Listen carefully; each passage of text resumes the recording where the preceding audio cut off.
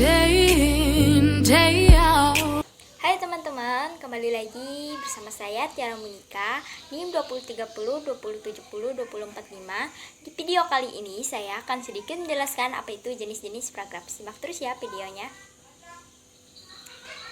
Berdasarkan letak gagasan utama, paragraf dibedakan menjadi paragraf deduktif, induktif, deduktif-induktif, dan ineratif.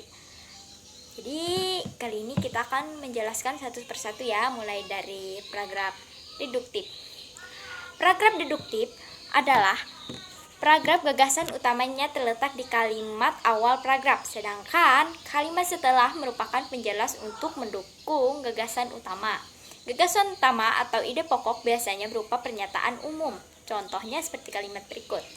Komodo merupakan hewan langka yang dilindungi.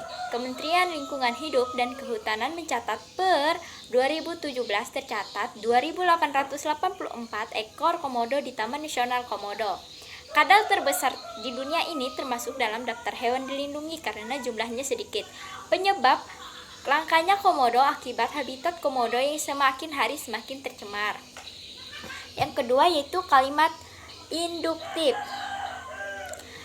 Berlawanan dengan paragraf deduktif, gagasan utama paragraf induktif berada di akhir kalimat. Dalam paragraf ini diawali dengan penyebutan peristiwa khususnya atau penjelasan yang berfungsi mendukung gagasan utama. Ciri lain yang menandai kalimat induktif adalah menggunakan konjuksi jadi, akhirnya, akibatnya, oleh karena itu, maka dari itu, berdasarkan uraian di atas, dan dengan demikian, konjuksi tersebut menunjukkan kesimpulan atau relasi sebab akibat. Contohnya seperti kalimat berikut. Kementerian Lingkungan Hidup mencatat pada 2016 jumlah komodo sebanyak 2.430 ekor. Pada 2017 sebanyak 2.884 ekor, sedangkan 2018 sebanyak 2.879 ekor. Monitoring terus dilakukan setiap tahun. Hal ini agar populasi komodo tidak punah. Jumlah populasi komodo dipengaruhi erat oleh iklim dan perilaku manusia. Maka dari itu, meski populasi komodo dapat dikatakan stabil, kita harus tetap menjaga kelestarian alam dan habitat komodo. Paragraf deduktif-induktif. Paragraf deduktif-induktif disebut juga campuran. Letak gagasan utamanya terdapat pada bagian awal dan akhir paragraf. Meskipun gagasan utama disebut dua kali, bukan berarti berlawanan. Gagasan utama di akhir kalimat dalam paragraf berfungsi mempertegas gagasan utama di awal kalimat dalam paragraf. Contohnya seperti berikut. Hutan mangrove memiliki karakteristik tertentu. Tumbuhan di dalam hutan semacam ini didominasi oleh tumbuhan bakau, maka orang sering menyebutnya hutan bakau. Hutan mangrove terdapat di perairan payau, campuran air asin dan air tawar. Akibatnya hutan mangrove sangat dipengaruhi pasang surut laut. Itulah beberapa ciri yang dimiliki hutan mangrove. Yang terakhir yaitu paragraf ineratif.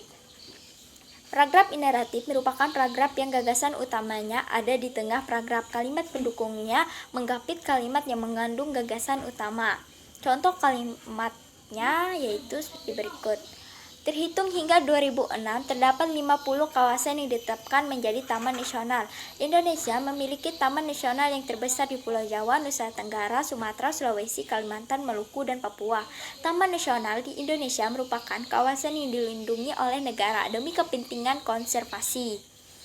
Berdasarkan Undang-Undang Nomor 5 Tahun 1990 tentang Konservasi Sumber Daya Alam Hayati dan Ekosistem, Taman Nasional didefinisi sebagai kawasan pelestarian alam yang punya ekosistem asli, dikelola dengan sistem zonasi yang dimanfaatkan untuk tujuan penelitian, ilmu pengetahuan, pendidikan, menunjang budidaya, pariwisata, dan relaksi.